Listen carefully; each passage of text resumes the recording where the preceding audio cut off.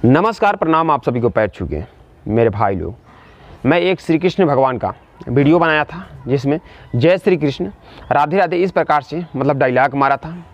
उसी डायलॉग के कमेंट में नीचे 2-4 कमेंट आया था, उसी का मैं जवाब देने आया हूँ मेरे भाई लोग। ये पहला कमेंट है जो मतलब जिस धर्म में जातिवाद हो इस प्रकार से लिखा गया था, तो इनको मैं जवाब देना चाहता हूँ।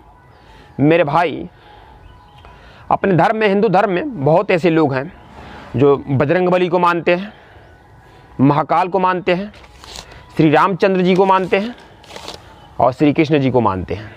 ठीक है, तो मैं उसी में से हूँ जो श्री कृष्ण को ज़्यादा मानता हूँ, बाकी सबको मानता हूँ। ये नहीं है कि मैं बजरंगबली को और महाकाल को नहीं मानता हूँ, लेकिन श्री कृष्ण भक्त मैं ज़्यादा हूँ।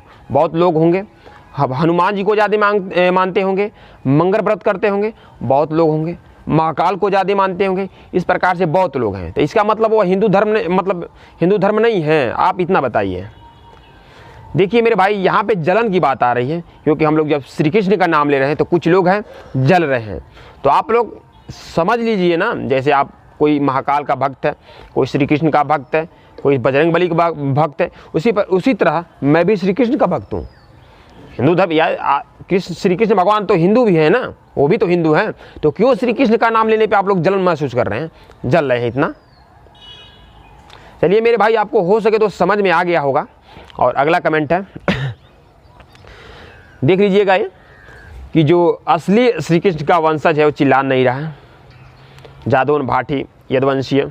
तो इनको थोड़ा समझा दें हम कि मेरे भाई, पहली बात, आप वेद, गीता, पुराण, विष्णु पुराण के द्वारिका रचित 24वां अध्याय उठाइएगा, जिसमें ओनली यदुवंशियों का बताया गया है। यदुवंशियों के बारे में नारद भगवान से लेके हर चीज़ वेदों में आप देखेंगे उठा के, पुराणों में भी देखेंगे। तो यदुवंशी हर जगह कृष्ण यदुवंशी का मिला है। अभी यदुवंशी है कौन थोड़ा समझिएगा, और ग्वाल है कौन थोड़ा समझिएगा मेरे भाई लोग। यदुवंशियों में भी 7 प्रकार से कुल है, डणहोर और ग्वाल, ये सबसे मतलब ऊपर और हाईलाइटेड मतलब है कुल है, जिसमें बताते हैं लोग कि जो डणहोर हैं थोड़े पैसे वाले होते हैं, ग्वाल मतलब गाय भैंस ज़्यादा चराते थे, भाई सब एक ही थे, लेकिन डणहोर जो है वो मतलब पैसे वाले हैं। उन्हीं के घर में श्री कृष्ण भगवान जन्म लिए थे और ग्वालों ने इनका पालन पोषण किया। जो मतलब चचेरे भाई इस प्रकार से थे और ग्वालों ने इनका पालन पोषण किया। तो बात आती है यदुवंशी। आप ये बोल रहे हैं यदुवंशी मतलब श्री कृष्ण भगवान दुका है, तो थोड़ा ध्यान दीजिएगा। ये बताइए मेरे भाई लोग, आप लोग बताते हैं कभी कृष्ण भगवान ठाकुर थे, तो ठाकुर राजपूत का उत्पत्ति कब हुआ? राजपूत का उत्पत्ति 15वीं शताब्दी में हुआ। 15वीं शताब्दी से पहले यदुवंशी का चर्चा चलता है, बहुत पहले चलता है, वेदों से पुराणों से चलता है। उसके पहले राजपूत शब्द था ही नहीं। मैं राजपूतों को बुरा नहीं कर रहा हूँ, फिर भी बता रहा हूँ, आप थोड़ा गौर से समझिएगा। और यह बात यदुवंशी। ये बताइए मेरे जो डणहोर भाई हैं, वो कभी आपने सुने हैं कि ये जाके और राजपूतों से चाहे डणहोरों से अपना शादी किए हैं? कभी नहीं करते हैं मेरे भाई लोग। अगर वो शादी करते हैं तो ग्वालों से करते हैं। तो क्यों? उनको चाहिए ना, अगर मतलब राजपूत या मतलब कुछ और अदर से हैं तो उनको अलग में जाना चाहिए ना।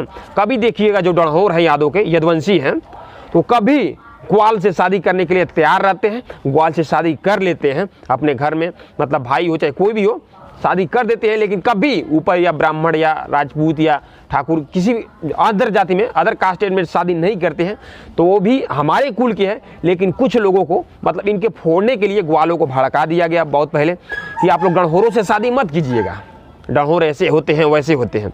आज के लोग भी वैसे ही मानते हैं, ग्वाल लोग, कुछ ग्वाल हैं जो डणहोरों को अब शादी करने से मतलब हिचकिचाते हैं, लेकिन हमारे तरफ वैसा नहीं होता है। हमारे तरफ डणहोर ग्वाल शादी होता है। बहुत ऐसे लोग हैं जो डणहोर और ग्वाल में शादी किए हैं। ठीक है, तो ये तो मतलब फोड़ने के लिए, यदुवंशियों को फोड़ने के लिए मतलब ये नीति लगाया गया।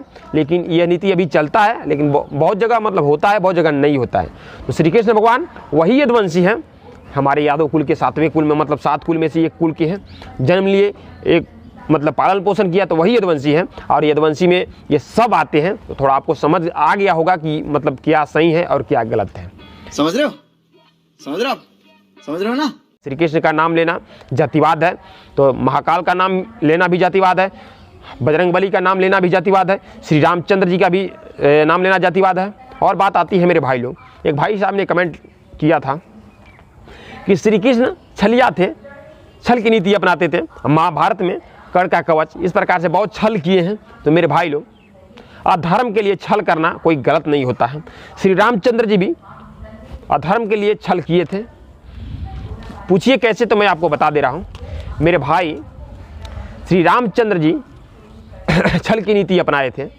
श्री रामचंद्र जी भी छल की नीति अपनाए थे। बाली के पीठ पर धनुष चलाए थे और रावण का विनाश करने के लिए भविष्य से हाथ मिलाए थे। दुश्मनों से हाथ मिलाना यह कोई धर्म मतलब धर्म नहीं होता है, धर्म के विरुद्ध होता है। और किसी के पीठ पे वार करना ये भी धर्म नहीं होता है, विरुद्ध होता है।